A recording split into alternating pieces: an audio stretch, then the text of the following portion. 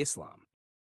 In Islam, when a Muslim dies, the body is washed gently, usually 3 times with water, in a respectful way similar to the purification before prayer. After that, the body is wrapped in a simple white cloth called a kafan in Arabic. It does not matter if the person was rich or poor, powerful or weak. Everyone is buried in the same simple white cloth. The body is buried quickly, usually within 24 hours if possible. It is placed on the right side, facing toward the Holy Kaaba. Before the burial, people perform a special prayer called janazah. The funeral prayer has no bowing and no prostration. It is only standing and asking Allah for mercy. But here's what most people don't know. The real journey starts after burial. According to Islamic texts, 2 angels named Munkar and Nakir appear in your grave. They ask you 3 questions. Who is your Lord? What is your religion? Who is your prophet? If you lived as a believer, the answers flow easily. Your grave expands as far as you can see. A window to paradise opens, and you see your place there. You sleep in peace until Judgment Day. But if you can't answer, your grave becomes so tight it crushes your ribs. A window to hell opens,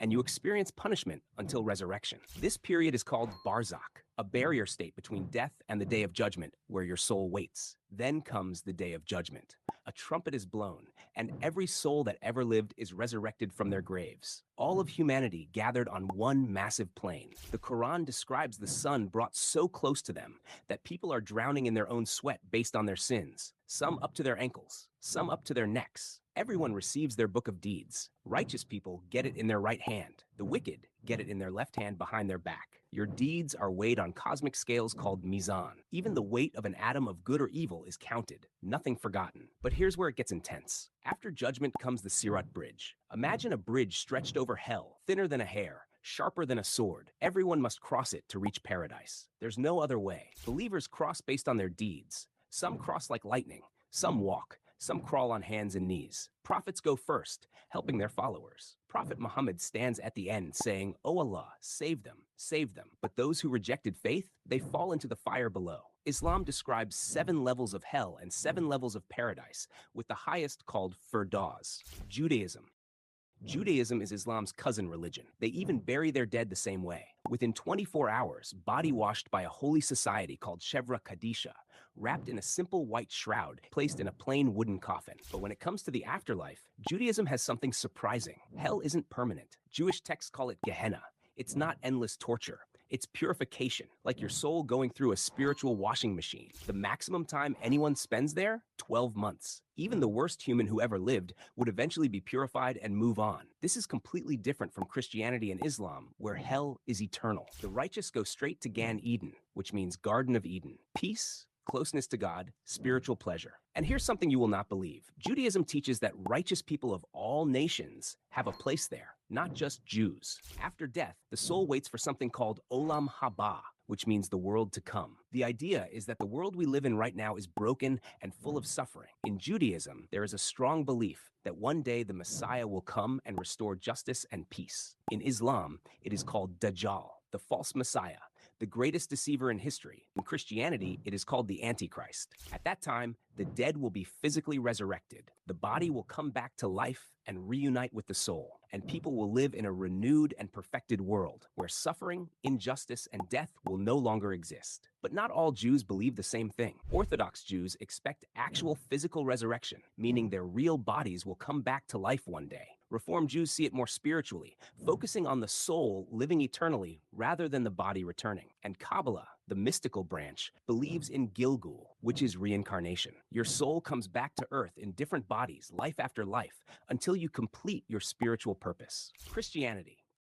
In Christianity, there are 2 main different ideologies. One is Catholic, and the other is Orthodox. Christianity came from Judaism, but added something completely new. A place between heaven and hell called purgatory. When a Catholic dies, their soul is judged immediately. Heaven, hell, or purgatory. Purgatory is not meant to be punishment. It is purification. The idea is that if someone is destined for heaven, but their soul is not fully pure yet, they go there first. You can think of it like a spiritual hospital, where the soul is healed and prepared before entering paradise. How long does it last? No one really knows. It could be a short time, or it could be much longer. But one important difference is that, in this belief, people who are alive can pray and do good deeds to help the soul during this time. Your family can pray for you. Masses can be offered for your soul. These prayers can shorten your time in purgatory. This is why Catholics pray for the dead. In this belief, everyone who enters purgatory eventually reaches heaven. It is temporary, not eternal. Hell, in Catholic teaching, is eternal separation from God.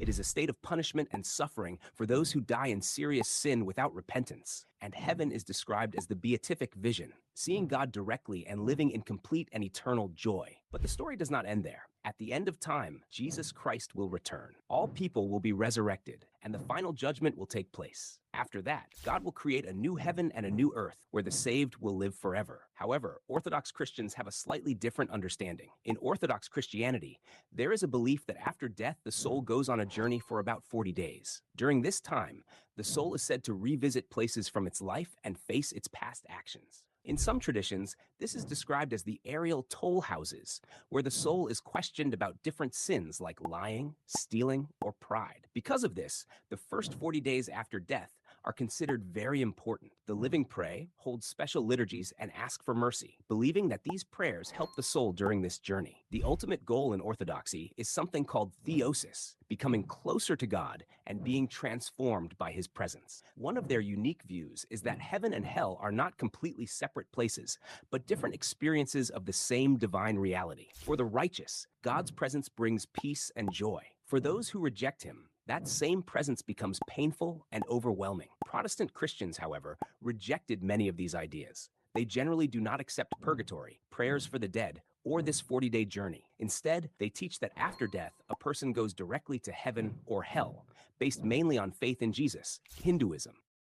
Now we're going to see something completely different. In Hinduism, you don't go to heaven or hell and stay there forever. You come back, again and again and again. When a Hindu dies, the body is cremated on a funeral pyre. Fire purifies. The eldest son usually lights it. After hours, the body becomes ash. That ash is collected and scattered in a sacred river, with the Ganges being most holy. But what happens to the soul? Here's where Hinduism shocks most people. Your soul, called Atma, is eternal. It never dies. When your body dies, the soul just moves to a new one, like changing clothes. You've done this thousands of times already. You just don't remember. Messengers of Yama, the god of death, come and take your soul to his realm. There, your entire life is reviewed. Every action, every thought, good karma and bad karma are tallied up. Based on this, you might go to Swarg, a heavenly realm, to enjoy rewards, or Narak, a hell realm, to suffer consequences. But here's the key. These are temporary. Once your karma is used up, you're reborn again. You could come back as a human. You could come back as an animal, even an insect or plant. Your birth circumstances, whether you're born rich or poor, healthy or sick, in a loving family or abusive one,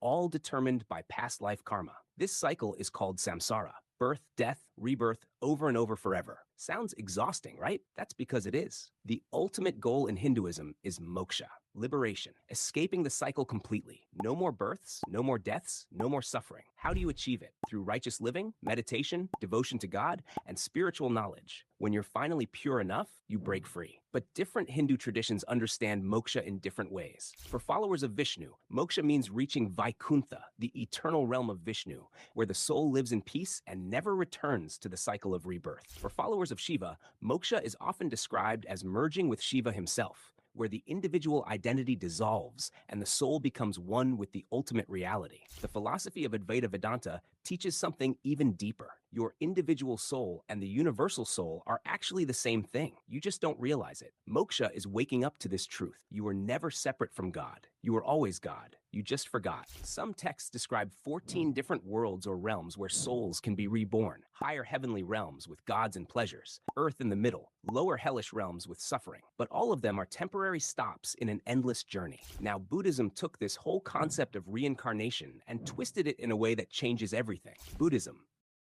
Buddhism says there's no permanent soul. Nothing is reborn because there's nothing permanent to begin with. So what actually continues from one life to the next? In this belief, it is consciousness. A common example is a candle lighting another candle. The new flame is connected to the first, but it is not the same flame. In the same way, the next life is linked to the previous one, but it is not the exact same person. This is why it is often described as rebirth rather than reincarnation. And that difference is important. In Theravada Buddhism, which is practiced in places like Thailand and Sri Lanka, when a person dies, rebirth happens immediately. There is no waiting period. Based on karma, consciousness moves straight into a new existence. This new life can be in one of 6 different realms, depending on the actions and intentions of the previous life. Mahayana Buddhism, which is practiced in places like China and Japan, has a more detailed understanding. In Pure Land Buddhism, it is taught that a person can be reborn in the Pure Land of Amitabha Buddha. This is seen as a peaceful, pure realm where conditions are perfect, making it much easier to reach enlightenment. Tibetan Buddhism has one of the most detailed descriptions of the afterlife. They describe a process called the bardo, a period of about 49 days between death and rebirth, where consciousness experiences powerful and intense visions. It is said that soon after death, a person sees a clear and bright light. If they recognize it as their true nature, they can reach enlightenment instantly. But most people become afraid and miss this moment. After that, peaceful and beautiful figures are believed to appear, offering guidance and liberation. If the person understands that these visions come from their own mind, they can be freed. But many do not recognize this and continue on. Later, terrifying and wrathful figures may appear. Even these are seen as projections of the mind, and still another chance to escape the cycle of rebirth. During these 49 days, Tibetan monks may sit near the body and read from the Bardo Thodol, often called the Book of the Dead, guiding the consciousness through this journey. If enlightenment is not reached during this period, rebirth happens in one of 6 realms. There is the God realm, where beings live in pleasure for long ages, but eventually fall. The jealous God realm,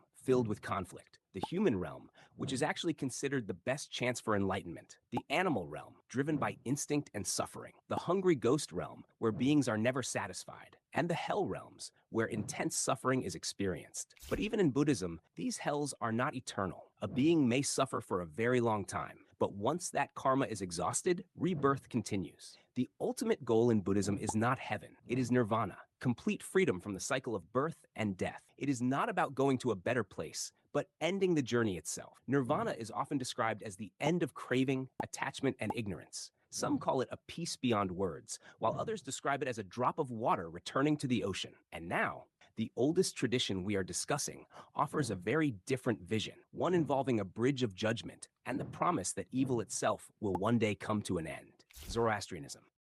Zoroastrianism is one of the oldest known religions in the world. It is older than Christianity and Islam. Many people believe that some of its ideas about heaven, hell, judgment, and angels later influenced the Abrahamic religions. Traditionally, Zoroastrians did not bury or burn their dead. Instead, they used structures called towers of silence, where bodies were left for vultures. They believed the earth and fire were sacred and should not be polluted by corpses. Today, because of modern laws and changes in society, many Zoroastrians now bury or cremate their dead. After death, the soul is believed to stay near the body for 3 days while prayers are recited. On the 4th day comes judgment at the Chinvat Bridge, which separates the world of the living from the afterlife. At this moment, a person's conscience, called Dana, appears. If someone lived a righteous life, she appears as a beautiful guide, and the bridge becomes wide and easy to cross. The soul reaches the House of Song, a paradise of light and joy in the presence of Ahura Mazda, the god of goodness. If a person lived wickedly, Dana appears frightening, and the bridge becomes extremely narrow. The soul falls into the House of Lies, a place of darkness and suffering. There is also a third possibility. If good and bad deeds are exactly equal, the soul goes to Hamistagan, a neutral state where there is neither happiness nor punishment. Here is what makes Zoroastrianism unique among these traditions. Hell is not eternal. In the end, evil itself will be destroyed. Zoroastrianism teaches a cosmic struggle between Ahura Mazda, the god of truth and light, and Angra Mainyu, the force of darkness and deception. Every human participates in this battle through their choices. Good thoughts, good words, and good deeds strengthen the side of light. At the end of time comes Frashokeredi, the final renewal. Evil is defeated. The dead are resurrected. Even those in hell are purified and eventually saved. The entire universe is restored and perfected. Some Zoroastrian texts describe molten metal flowing through the world at the end. For the righteous, it feels like warm milk. For the wicked, it burns and cleanses them until they too become pure and join the perfected creation. Today, there are only about 200,000 Zoroastrians, mostly in India and Iran. Yet their ideas about judgment, resurrection, and the final victory of good influenced billions of people through later religious traditions.